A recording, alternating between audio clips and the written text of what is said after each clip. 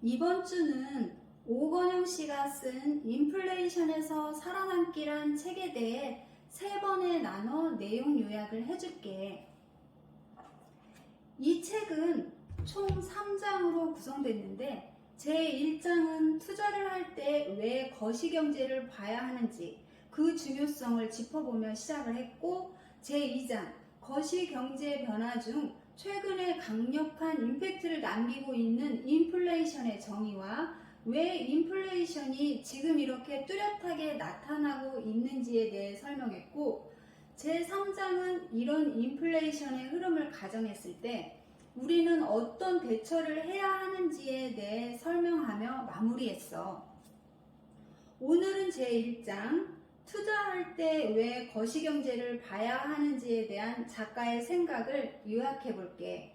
우선 거시경제에 대한 정의에 대해 알아봐야 할 것 같은데, 쉽게 설명하기 위해 거시경제학, 매크로 이코노믹스에 대한 정의를 알아보면 국가 전체의 경제 현상에 대한 분석을 하는 학문이다 라고 정의하고 있어.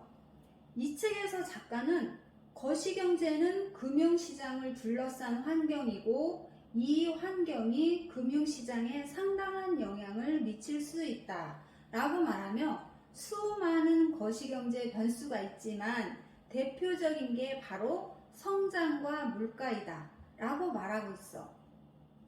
예를 들어 최근의 거시경제 이벤트들을 보면 러시아 우크라이나 전쟁으로 인한 원자재 가격 상승이나 미국을 비롯한 여러 국가 중앙은행들의 금리 인상, 달러 초강세와 인플레이션 등을 말할 수 있지.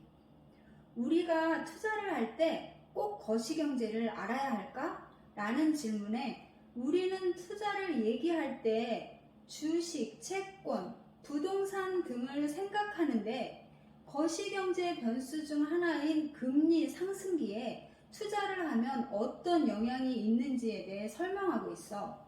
작가는 금리 상승기에 채권, 부동산, 이 부동산은 월세 받는 투자를 말하는 거야. 주식 투자는 경계해야 한다고 말하고 있는데, 금리와 채권은 항상 반대로 움직이기 때문에 금리가 오르면 채권은 떨어지지.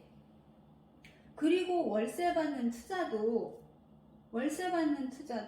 부동산을 팔아서 그 돈을 예금해, 그래서 이자를 받는 것이 금리 상승기에는 월세를 받는 것보다 더 안정적이고, 주식도 마찬가지로 금리 상승기에는 안정적인 예금이자를 원하기 때문에 주식도 고전을 면치 못한다고 말하고 있어. 금리 상승기에는 채권이든지 부동산이든지 주식이든지 경계해야 한다는 이야기지. 금리라는 거시경제 변수의 변화가 자산시장에 상당한 영향을 줄 수 있음을 설명하면서 거시경제 환경 변화가 투자 전략 전체의 변화를 만들어내곤 한다 라고 말하고 있어. 작가는 투자에 있어서 거시경제 환경을 보는 것은 필수라고 하면서 1장을 마치고 있지.